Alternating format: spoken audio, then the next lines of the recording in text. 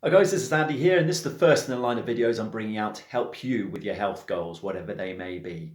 But the first topic I'm going to want to talk about today is cravings and how they play a part in our diet and lifestyle and how we can combat them so we're eating less of the foods that are bad for us and that are keeping us overweight. But first I want to talk about a philosopher who lived thousands of years ago called Lao Tzu, and it's incredible the amount of quotes that he made back then are still relevant today. But one that resonates with me today is the more prohibitions you put on people, the less virtuous you make them. You try to make people moral and you lay the groundwork for vice.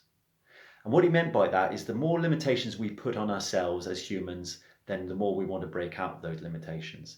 And you can see it in the way that in the laws that we live by today, the quite reasonable and achievable laws that most of us find quite easy to live by, there is a group of people that break outside these limitations, these rules, and commit crimes and know that they're committing crimes. And you can see it in sport and the fact that most of us can keep within the rules, but there's a small minority that in the effort to win will bend the rules or even break the rules and go outside the limitations.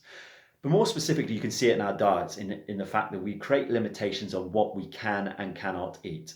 And if you think about it, in terms of when any of us want to make improvements to our lifestyle, what's the first thing we think about? First thing we think about is quitting the bad stuff that are making us overweight, which seems on the face of it quite a good, first of all, quit the foods that are the culprits of our overweight and our unhealth.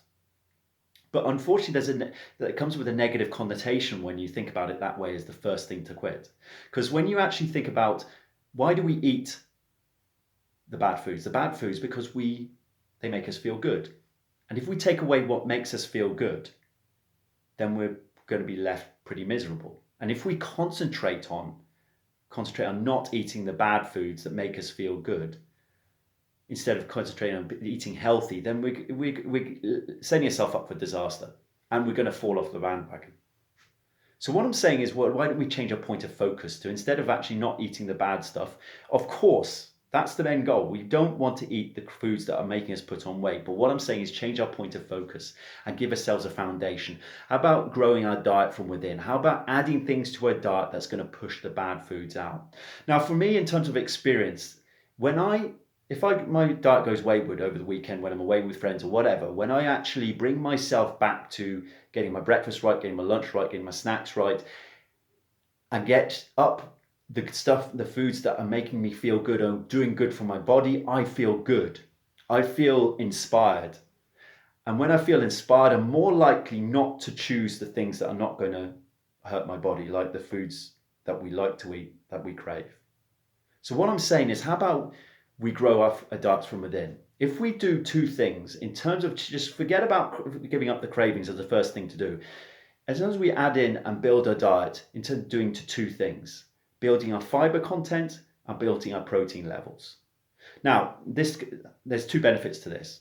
There's a list of scientific health benefits that will come with upping these amounts, not least to do with your health to your digestive system, which is a big thing in terms of health and losing weight. But you're going to feel fuller for longer. And if you're going to be full for longer, you're less likely to go to the bad foods to feel good. You're less likely. I mean, it's not an armchair piece of advice. You won't automatically not want the cravings, but you're going to have a better foundation to build from to actually say, no, I don't need the bad foods. I feel full. I don't need to eat those foods. I'm not hungry. The other thing as well is your mindset. You're going to feel confident. You're going to be inspired because you're going to look at the fact that you're making progress with your diet. You're going to look at the fact that you're adding things to your diet that are doing good for your body, or you should do. You're going to add things, you're going to feel good, and once you feel good, you're going to be more inspired to say, no, I don't need those other foods to make me feel good. So when we add things to the diet, to our diet, we're going to push the bad foods out. We're doing a number of health benefits. There is great value in not eating the foods that are making us put on weight, but there's also great value in adding the foods that are good for us as well. And there's not enough emphasis on adding the good foods to our diet. There's too much emphasis on cutting out the bad foods. Yes, that's the end goal, but we've got to build a foundation first so we can quit the bad foods after that. If we just quit the bad foods without actually adding to our nutrients, if we've got a diet that's insufficient in terms of the nutrients we're taking in and is unhealthy in the amount of food that we should be taking, then we're left with nothing. We're going to fall off the bandwagon and we're hiding to nothing. So we start by building a diet from within to build confidence, to make us feel full, so we've got a greater foundation to quit the bad foods.